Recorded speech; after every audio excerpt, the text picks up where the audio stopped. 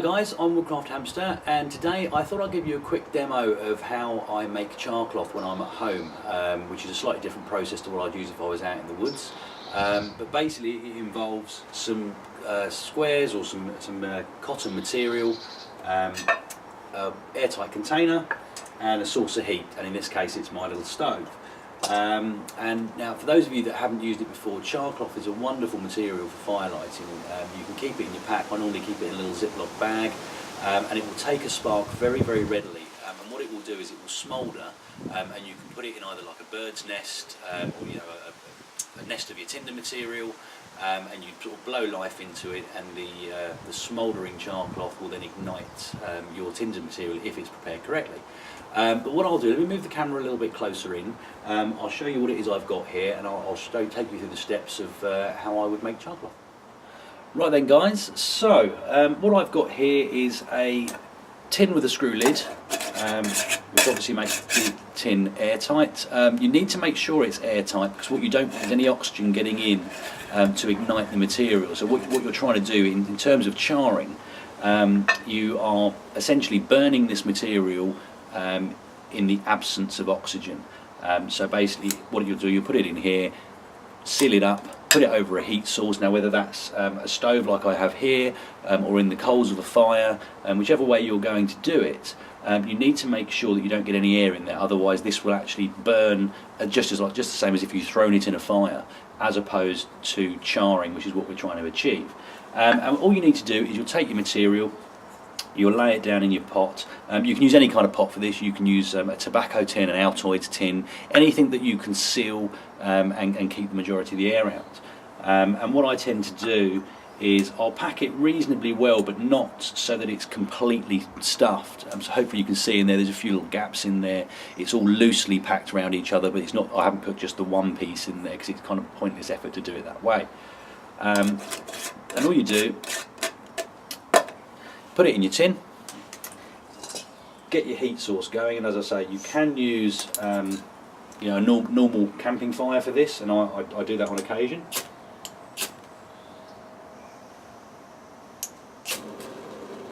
And what I'm going to do is I'm going to take this down to quite a low heat. Doesn't need to be very hot for this. And all you'll do, just pop your container on the top there. And I'm going to leave that for probably 10 or 15 minutes or so. Get a little bit more heat on there maybe. And all you want to do is just let that burn down until you think that it's done. Obviously without looking inside, which what you don't want to do is open this up before it's cooled down, because if it is still hot inside and you've got embers in there, you open it up, a big gust of oxygen will go in, and it will ignite your material and sort of waste everything that you've done. So I'm going to let that carry on for a little while, and I will skip forward in a second. But the other thing I just wanted to show you quickly is this. Now this is just a piece of flint that I picked up probably some time ago as I was out for a walk. This is a piece of steel. It came from an old file, and I basically sort of snapped the file off, rounded it down a little bit, and hopefully you'll see this on the camera here. But what you can do with a piece of flint and steel, same way you would with a ferrocerium rod, is you can actually strike sparks off this, and this is wonderful for when you're using char cloth. So what you would do is you at a sort of quite an acute angle, you want to take a sharp piece of flint, and with your steel striker, again I don't know if this is showing up very well on the camera, hopefully it is, but I am getting a good few sparks off this. And the way I tend to use this is I will take a piece of my char cloth, I will hold it with my thumb on my piece of flint, and then strike away. And what you're hoping for, what you're trying to do is get a couple of the sparks to land on the char cloth. Doesn't need much to ignite it, and then it will start smouldering. You can blow on it just to give it a little bit of life, and then you're well away to being able to start your fire. But what I'll do, let me turn this up just maybe a little bit more. And what I'll do, I will cut forward to once this is done, and we'll see how we get on. The other thing I should say actually with this is what you can do is put a hole in the top of your container. You don't have to do it. It is some people consider it a little bit safer, and what you can do is, if you do put a hole in the top, you can watch the smoke coming out the top, and you can watch it change colour. And when it stops smoking, you can see a little bit of smoke coming out the sides there. It's not 100% airtight, and what it will do, when that stops smoking, you'll know essentially that your char cloth is ready. You'll take it off the heat, allow it to completely cool down, and then you're ready to go.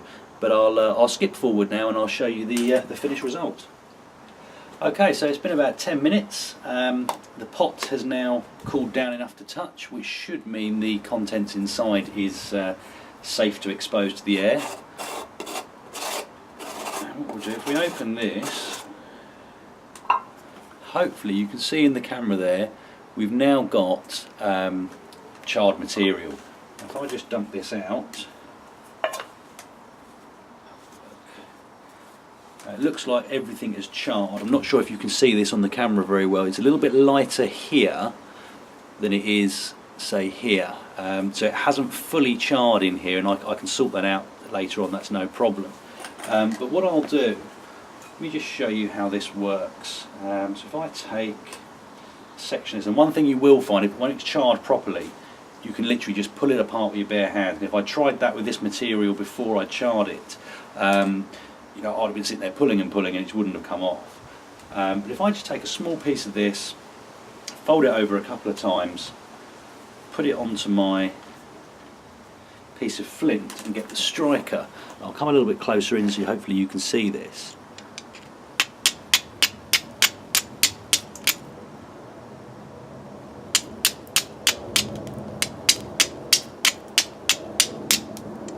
And hopefully you can see on the corner there, that's now caught. And what you would do is you would put this inside your nest tinder bundle, enclose the bundle around it, and then just very gently blow on it,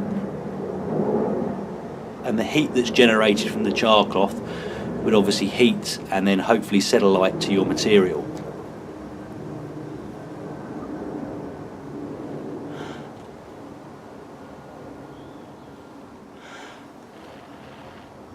And hopefully you can see on the camera there, sort of through the brightness of that that charring, sort of the temperatures that you get up to with this kind of thing.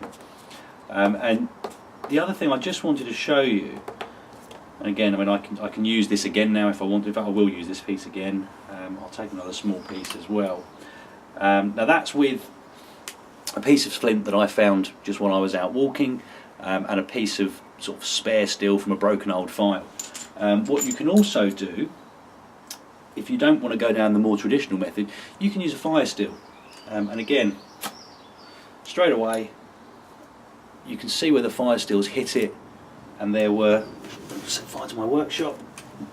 Because the firesteel is A, a lot hotter, and B, generates a lot more sparks, you will get this lit, I would say, instantly every time with a firesteel. And again, exactly the same method applies. You put it inside a tinder bundle, and you will get your fire. Okay guys, well I hope that was useful. Again, as I said earlier, this is something you can either do out in the field with a proper campfire, or you can use something like the stove I use here. If I'm making this in preparation for going out on a trip, I generally do it at home. It's kind of one of those things I can do on a rainy day. If the weather's bad and I'm not actually going outdoors, it's just something I can do while I'm sort of pottering around in the workshop. Let's say flint, natural flint that you can pick up from a lot of different places. Generally, I get it if I'm just out walking around, and you can get reasonable sparks off of this, certainly enough to ignite char cloth. Again, you can use a firesteel as well, which again will give you a few more options because you've got more sparks and slightly hotter sparks. And again, this type of tin, you can use one of these, you can use a tobacco tin, you can use an Altoids tin, whatever you've got to hand, provided it will withstand the heat of the fire, and you can close it so that you seal off, if not all of the air, at least sort of 90–95% of it. The benefit of having a tin, whatever type you use, is that you can keep your char cloth contained within it. You can stick it in your pack, Use it as you need to. If ever you run out and you happen to have a source of cotton material, you can re-char it while you're out using your campfire. You can use lots of different things for char material. Anything that's sort of 100% cotton, or at least a high percentage of cotton, works very well. If you can find some amadou fungus, horseshoe fungus as some people know it, and you slice it up into sort of thin slices, let it dry out a little bit, maybe next to your fire, pop it in your tin, and you've got another really good source of charred material for firelighting. Anyway, as I say, I hope it was useful. Comments and questions in the box below. Feel free to hit subscribe if you'd like to see more, and I hope to see you all next time. Thanks guys.